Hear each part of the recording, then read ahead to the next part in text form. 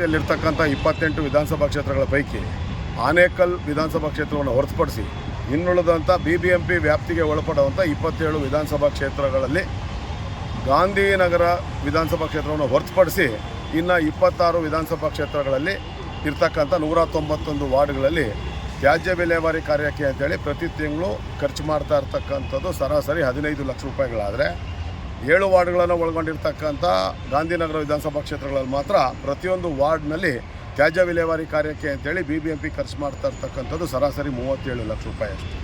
ವಿಧಾನಸಭಾ ಕ್ಷೇತ್ರಗಳು ಬೇರೆ ಎಲ್ಲ ವಿಧಾನಸಭಾ ಕ್ಷೇತ್ರಗಳಿಗೆ ಸರಾಸರಿ 95 ಲಕ್ಷದಿಂದ 1,05,00,000 ತಿಂಗಳು ಖರ್ಚಾದರೆ ಗಾಂಧಿನಗರದಲ್ಲಿ ಮಾತ್ರ 2,57 ಲಕ್ಷ ರೂಪಾಯಿ ಅಷ್ಟು ಹಣ ಖರ್ಚು ಮಾಡ್ತಾ ಇರ್ತಕ್ಕಂಥದ್ದು. ಬೇರೆ ಯಾವುದೇ ವಿಧಾನಸಭಾ ಕ್ಷೇತ್ರಗಳಲ್ಲಿ 26 ಕ್ಷೇತ್ರಗಳಲ್ಲಿ ಇಲ್ಲದೇ ಇರ್ತಕ್ಕಂಥ ಒಂದು ಕಾನೂನು ಬಾಹಿರ ನಿಯಮವನ್ನು ಪ್ರಭಾವಗಳಿಗೆ ಒಳಗಾಗಿ ದಿನೇಶ್ ಗುಂಡೂರಾವ್ ಅವರ ಪ್ರಭಾವಗಳಿಗೆ ಒಳಗಾಗಿ 3 ಪಾಳಿಯಲ್ಲಿ ತ್ಯಾಜ್ಯ ವಿಲೇವಾರಿ ಕಾರ್ಯವನ್ನು ನಿರ್ವಹಣೆ ಮಾಡ್ತಾ ಇದ್ದೀವಿ ಅಂತೇಳಿ ಬೆಳಗ್ಗೆ ಹೊತ್ತು ಎಲ್ಲ ವಾರ್ಡ್ಗಳಲ್ಲಿ ಮಾಡೋವಂಥದ್ದು. ಆದರೆ ನಮಗೆಲ್ಲೂ ಕಾಣಿಸ್ದೇ ಇರುವಂಥ ಕಂಡು ಕಾಣಿಸ್ದೇ ಇರ್ತಕ್ಕಂಥ ಮಧ್ಯಾಹ್ನದ ಪಾಳಿ, ಆಫ್ಟರ್ನೂನ್ ಶಿಫ್ಟು ಮತ್ತು ನೈಟ್ ಶಿಫ್ಟು, ರಾತ್ರಿಯ ಪಾಳಿಗಳಲ್ಲಿ ಕೂಡ ನಾವು ಕಸ ತೆಗಿತಾ ಇದ್ದೀವಿ ಅಂತೇಳಿ ಅಲ್ಲಿ ಹಣವನ್ನು ಲೂಟಿ ಮಾಡ್ತಾ ಇರ್ತಕ್ಕಂಥದ್ದು.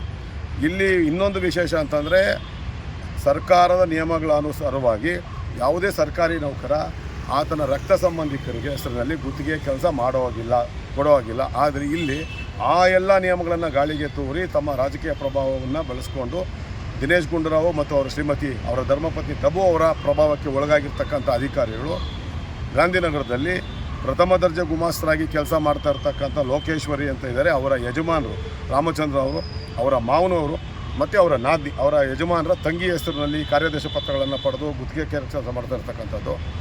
ಜೂನಿಯರ್ ಹೆಲ್ತ್ ಇನ್ಸ್ಪೆಕ್ಟರ್ ಆಗಿರ್ತಕ್ಕಂಥ ಕೃಷ್ಣ ಅವರು ಅವರ ಶ್ರೀಮತಿ ಅವರ ಹೆಸರಿನಲ್ಲಿ, ಸುನೀತಾ ಅವರ ಹೆಸರಲ್ಲಿ ಮತ್ತು ಅವರ ಬಾವಮೈದ ಚಂದ್ರಶೇಖರ್ ಹೆಸರಲ್ಲಿ ಕಾರ್ಯಾದೇಶ ಪತ್ರಗಳನ್ನು ಪಡೆದು ಕೆಲಸ ಮಾಡ್ತಾ ಇರ್ತಕ್ಕಂಥದ್ದು.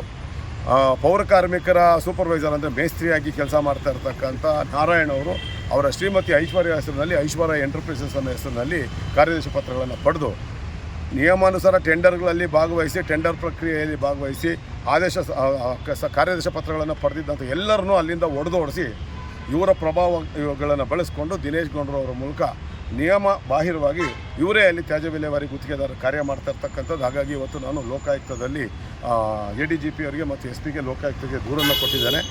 ಭ್ರಷ್ಟಾಚಾರ, ವಂಚನೆ, ಅಧಿಕಾರ ದುರುಪಯೋಗ, ನಕಲಿ ದಾಖಲೆ ತಯಾರಿಕೆ ಪ್ರಕರಣಗಳನ್ನು ದಾಖಲು ಮಾಡಿದ್ದೇನೆ.